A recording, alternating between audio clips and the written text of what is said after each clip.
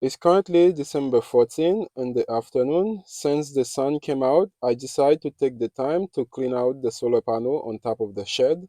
This is the main solar array because it's facing south. By cleaning it, it should be able to generate enough electricity to power the house, assuming we get decent sun hour.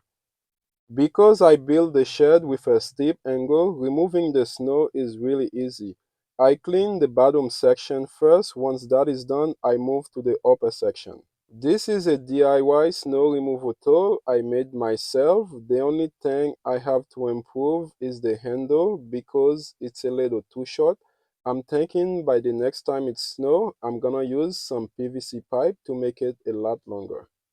It took no time for me to finish removing all the snow on top of those solar panels.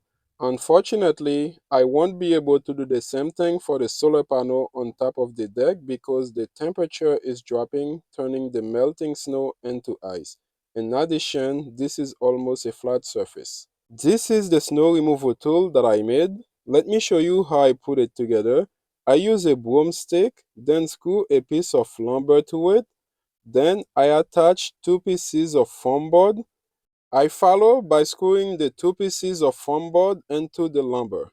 In the front, I attach this piece of PVC, then screw it in for additional support, but I think adding an extra piece of lumber just like the back would be way better. I have a small solar array on the front porch made of 4 solar panels. I took the time to clean them as well because the temperature gonna drop into the tin during the night. I was not able to remove everything because it's already turned to ice. It's gonna be sunny tomorrow. It should be able to melt the rest. Before removing the snow, all the solar panels were generating 243 watts and it peaked at 2783 watts after cleaning the snow on the shed and on the front porch. This solar setup been up and running since late March of this year and it already generated over 6 megawatts. The goal is to try to survive this winter without using any grid power.